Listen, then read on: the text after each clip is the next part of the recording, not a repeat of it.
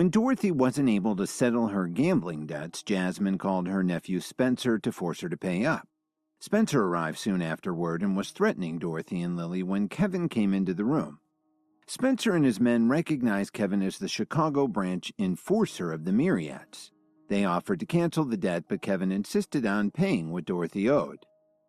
"But I couldn't possibly accept that from you," Spencer protested. He was scared out of his mind at the thought that he'd been threatening the enforcer's wife.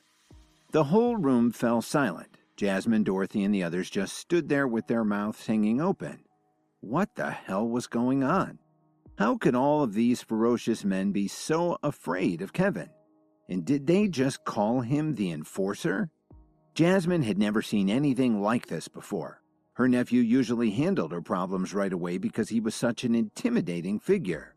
Jasmine was perplexed by the whole situation. "Listen to me, Spencer," Kevin said as he pointed at Dorothy. "She's my mother-in-law, and I'm willing to pay the money she owes to your aunt and her friends. It's only fair." "We can't let you pay her debt, enforcer. We don't want your money. In fact, if I'd known this young woman is your wife, I wouldn't have even come here with my men," Spencer insisted desperately. Lily lay in the hospital bed watching Kevin through tearful eyes. How many other things had her husband kept hidden from her? "Just accept the money. I'm not kidding." Kevin practically begged Spencer to let him pay. "Please, enforcer. I couldn't possibly take anything from you," Spencer pleaded. Jasmine looked questioningly at her nephew. "What's wrong with you, Spencer? I won the money fair and square." "Aunt Jasmine, we really can't take their money," Spencer tried to explain. "No, that won't do. I must have what she owes me," Jasmine demanded. She looked at Kevin and had an idea. "I have no idea why you're so afraid of him. Have you mistaken him for someone else? He's just Dorothy's loser son-in-law." "Please, Aunt Jasmine, you have to stop talking," Spencer said curtly. He couldn't help thinking about what he saw Kevin do to Nolan Hill as he sobbed. "My aunt doesn't know who you are. Please accept my apologies." "Don't worry about it. But please stop all this groveling," Kevin replied as he rubbed his forehead. This was the first time he'd ever encountered a situation where he couldn't even give away his money. "I appreciate your understanding, sir," Spencer said gratefully. Jasmine realized she was getting nowhere, so she announced dejectedly, "I'm pretty tired after playing cards all night. I think I'll just head home and get some rest. Bye, Spencer." She and her friends quickly walked out of the room, leaving Dorothy staring at Kevin in disbelief. Her opinion of her son-in-law had changed a lot. Did he meet some big shot while he was in jail? Dorothy thought to herself. But Kevin didn't care what Dorothy was thinking about. He walked over to Lily and kissed her on the cheek. Then he said softly, "Everything's okay now. You should get some rest. I have a few things to take care of." "Yes, honey," Lily nodded in agreement. Kevin stood up and took a deep breath. He glanced at the Myriads who were standing there looking very agitated. "Don't just stand there. Come along with me. I've got something I want you to do for me." Kevin walked out of the room and the rest of the men quickly followed behind him. Kevin led them to the stairwell door and gave Spencer an order. "I want you to take some of your men and find out everything you can about the Hill family for me." "Are you talking about the family from Detroit?" Spencer asked in surprise. "You know about them?" Kevin asked with a slight frown. "We've worked with them before and I know them pretty well. They're very strong, but not a big challenge to most of the people in the Myriads or the Alliance," Spencer explained. He had a good idea of what Kevin had in mind. "Very strong? That doesn't matter to me. I want Craig Hill to suffer for what he's done," Kevin growled as he clenched his fists. "Have everyone meet me at the Whistler Hotel tonight at 7 o'clock. I've got something important to announce." "Yes, sir," Spencer replied as he took his men and quickly headed downstairs.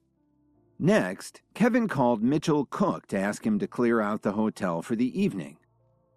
When Kevin got to the hotel, he saw the only people there were the Myriads and the hotel staff. A large buffet had been set up on the first and second floors. In the largest private room on the top floor, Kevin sat at the head of a long table, and dozens of representatives from the other branches sat along the sides. "Enforcer, we finished our investigation," Spencer reported. "What did you find?" Kevin asked him tersely. "I don't know why the Hills family strength has increased so much in the past few years, but the most important ones are Craig Hill's 5 adopted children. They're quite advanced in their training, and they've obviously benefited from herbal medications. And they're giving the family a real edge in their competition, especially their financial dealings." 5 adopted children?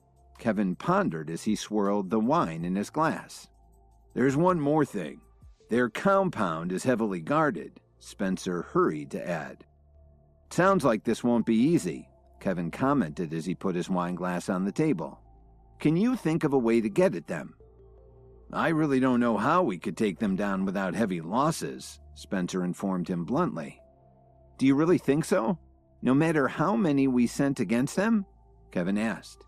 But deep down inside he already knew the answer. If Craig Hill's children were as powerful as Spencer had said, they could resist any number of attackers. "And there's something else, Enforcer. They're expanding their operations to Chicago. It's possible that they have another trick up their sleeve," Spencer pointed out. He had to lay out the facts, even at the risk to his own family. "So you're saying that we can't do anything about them?" Kevin asked grimly. "No, that's not what I'm saying. We just have to chip away at them. To overcome their strength, we have to take them out one by one. If we go after all of them at once, we'll only hurt ourselves," Spencer said confidently. "So what's your plan? This is no time to beat around the bush," Kevin stated plainly. "From what we've found out, Craig Hill's 5 adopted children all have different hobbies and interests. We can use that to set up a trap for them," Spencer explained. It sounded like a good strategy to Kevin. He gave Spencer his approval. "All right, then I'll leave the details up to you. Whatever the cost, you have to set things up right. But I want his children taken alive. As for the others, I don't care what happens to them."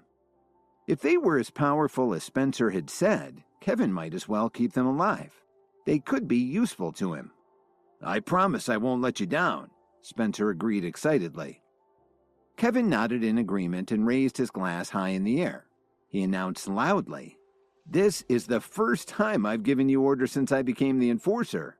I wish you all success." Please subscribe to the Pocket FM YouTube channel and press the bell icon for instant notification. Check out our channel for more such exciting shows.